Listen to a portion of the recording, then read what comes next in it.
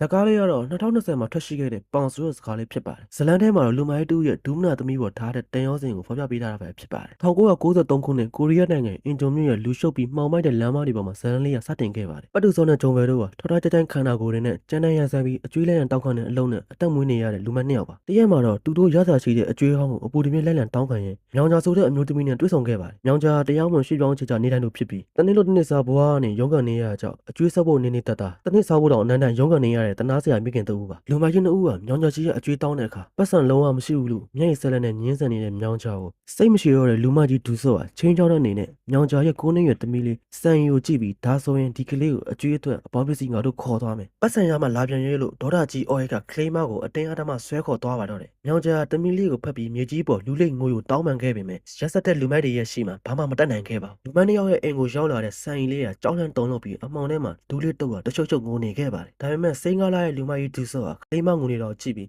းစိတ်ထဲမကောင်းဖြစ်လာကစားစရာရဲ့ကိုယ်တန်ချက်ကျွေးယူဆိုင်ပေးရင်သူတို့ကြားမှာထူးဆန်းတဲ့ရင်းနှီးမှုတစ်ခုစတင်လာပါတယ်မိခင်ဖြစ်သူမြောင်ကြားကလည်းသမီးလေးကိုပြင်ရေးဖို့ပတ်စံကိုအသေးတန်ရှာဖွေနေပါတယ်ဒါပေမဲ့ကံကြမ္မာရက်ဆက်လွန်းလာပါတယ်ပတ်စံမရခင်မှာပဲမြောင်ကြားတရားမှုနေထိုင်မှုနဲ့ရဲဘက်နာခံရပြီးနိုင်ငံရဲ့ပြင်ပကိုအရေးပေါ်နှင်ထုတ်ခြင်းခံလိုက်ရပါတော့တယ်စိတ်ပူပန်နေတဲ့မိခင်ဖြစ်သူဟာမထွက်ကခင်ဒူဆော့စီဖုံးဆက်ပြီးသမီးလေးကိုချမ်းသာတဲ့ဦးလေးတစ်ယောက်စီမှာမွေးစားဖို့စီစဉ်ထားပါတယ်အဲ့ဒီဦးလေးကအကျွေးတွေအကုန်ဆက်ပေးလိမ့်မယ်လို့ငိုယိုပြီးအကူအညီတောင်းခဲ့ပါတယ်ဒူဆော့ကဂတိအတိုင်းစံရင်လေးကိုအဲ့ဒီဦးလေးစုသူရဲ့လက်ထဲအကောင့်ပဂတိတန်အနိုင်ခဲ့ပြီးအကျွေးတွေကိုလည်းပြင်ရခဲ့ပါတယ်အရာအလုံးကပြီးဆုံးသွားပြီလို့ထင်ခဲ့ပေမဲ့ဒူဆော့ရဲ့စိတ်ထဲမှာစံရင်လေးရဲ့မျက်နှာကိုတစ်ချိန်လုံးမြင်အောင်ပြီးစိတ်မဖြောင့်နိုင်ဖြစ်နေခဲ့ပါတယ်ဒါနဲ့သူကစံရင်လေးနေထိုင်တဲ့စီကိုလှုပ်ဝက်ဆုံသွမ်းပြီးတွားကြည့်တဲ့အခါမှာတော့မြင်လိုက်ရတဲ့မြင်ကွင်းကြောင့်တွေးပြတ်တော့ထွက်ခဲ့ရပါတယ်တကယ်တော့အဲ့ဒီဦးလေးဆိုသူကရုံးမှရက်ဆက်တဲ့လူကုန်ကူးသူဖြစ်ပြီးစံရင်လေးကိုကလေးမွေးစားတာမဟုတ်ပဲငွေဝယ်ကြုံတယောက်သဘောထားကညှဉ်းပန်းနှိပ်စက်ပြီးမြေဘက်ဆိုးဆိုးတဲ့ရက်ဆိုင်တစ်ခုမှာလှုပ်ကြမ်းတွေခန်းသိနေတာဖြစ်ပါတယ်စံရင်လေးရဲ့မျက်နှာတစ်ခုလုံးမှာလည်းရက်ခံထားတဲ့ဒဏ်ရာတွေနဲ့ပိန်လင်ညှို့ငန်နေရှားပါတယ်ဒေါ်ဒါလေးလေးထောက်ရတဲ့သူဆော့ဟာဂျုံဘယ်ကိုခေါ်ပြီးအဲ့ဒီနေရာကိုစီးနှင်းဝင်ရောက်ကစံရင်လေးကိုအသက်နဲ့လဲပြီးလူမိုက်ချင်းပြင်းနဲ့လွတ်ယူခဲ့ပါတယ်စိတ်တရားတွေရပြီးဒဏ်ရာတွေနဲ့တုံနေတဲ့စံရင်လေးကိုပွေးဖက်ရင်သူဆော့ဟာဒီကလေးကိုဘလူးလက်ထဲမှာထပ်မထဲတော့ဘူးငါကိုယ်တိုင်ပဲစားချောက်တတ်မယ်လို့တစ္ဆာဆိုလိုက်ပါတော့တယ်အဲ့ဒီနေ့ရစပြီးလူမိုက်ကြီးနှစ်ယောက်ကကျန်းတဲ့အလုပ်တွေကိုဆွလွတ်ပြီး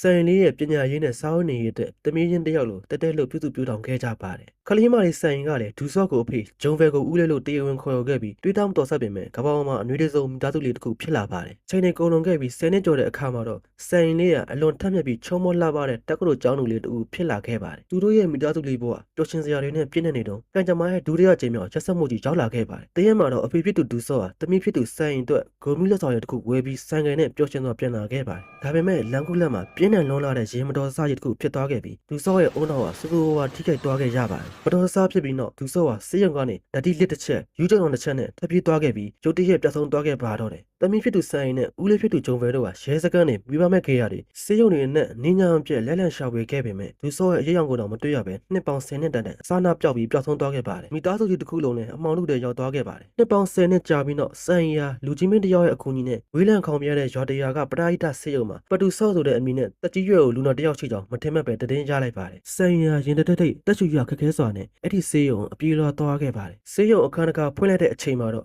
့စံရီယာရင်ခွဲမတက်ငိုကြွေးမိပါတော့တယ်အရင်ကထွားထွားကြိုက်ကြိုက်နဲ့သူ့ကိုကောက်ွယ်ပေးခဲ့တဲ့သူရဲကောင်းဖေကြီးဟာအခုတော့လေးပြက်ပြီးစကားတောင်မပြောနိုင်ပဲတေးတမြမြနဲ့ငင်းငန်နေတဲ့တနာစရာအဖိုးတယောက်ဖြစ်နေပါပြီပိုပြီးကြေကွဲစရာကောင်းတာကဒူဆော့ဟာကဘာအောင်မှာဘယ်ရာကောင်မှမမှတ်မိတော့ပဲသူ့ကိုယ်သူဘယ်သူလဲဆိုတော့မသိတော့ပါဘူးဒါပေမဲ့သူ့ရဲ့တုံနေတဲ့လက်ချောင်းတွေချားမှာလွန်ခဲ့တဲ့အနှစ်20ကတမီလေးကိုအပေါင်းပစ္စည်းဖြစ်ဖန်စီခင်ကရင်းမှတ်ထားခဲ့တဲ့အပေါင်းပစ္စည်းစံရင်ဆိုတဲ့စာအုပ်အဟောင်းလေးကိုတေးရထိချစ်ပေါအောင်စုပ်ကိုင်ထားနေတော့မှာပဲသူကကဘာတစ်ခုလုံးမိသွားခဲ့ရင်တော့သူ့အတက်တက်ချက်ရတဲ့တမီလေးရဲ့နာမည်ကိုတော့နှလုံးသားမှာဆွဲထင်နေခဲ့တာဖြစ်ပါတယ်စံရင်ကအဖေဖြစ်သူရဲ့ရင်ခွင်ထဲကိုတိုးဝင်ပြီးတမီပြန်လာပြီဖေတမီစံရင်လေလို့အော်ဟိတ်ငိုကြွေးလိုက်တဲ့အချိန်မှာတော့ဘာမှမသိတဲ့အဖိုးဒူဆော့ရဲ့မျက်ဝန်းအစုံကနေမျက်ရည်တွေတက်တွင်စီးကြလာပါတော့တယ်လူမကြီးဘွားကနေကမ္ဘာအကောင်းဆုံးအဖေတယောက်ဖြစ်ပြောင်းလဲသွားခဲ့တဲ့ဖခင်တယောက်ရဲ့ကြီးမြတ်တဲ့မြတ်တာကိုဖော်ပြရင်ဒီကြေကွဲစရာဇလန်းလေးရပြီးဆုံးသွားပါတော့တယ်ဒီဇက်ကားလေးရဲ့ပေးချင်တဲ့ message ကတော့လူမိုက်တွေမှာလည်းချစ်တတ်တဲ့အသင်းလုံးရှိတဲ့ဆိုတာပါပဲကျွန်တော်ရဲ့တင်ဆက်မှုကိုကြိုက်နေတဲ့ရင်တော့ကျွန်တော်ရဲ့ channel လေးကို like and subscribe ပြုလုပ်ပေးခဲ့ကြပါခင်ဗျ။ Smile Request Aman လို့ TikTok Facebook YouTube မှာရှာဖွေကျွန်တော်အားပေးလို့ရပါခင်ဗျ။မိတ်ဆွေတို့အနေနဲ့နောက်ထပ်နားထောင်ချင်တဲ့ဇာတ်လမ်းလေးများရှင် comment မှာရေးပေးခဲ့ပါခင်ဗျ။ဒါဖြင့်နောက်ဗီဒီယိုမှာထပ်တွေ့ကြမယ်။ Bye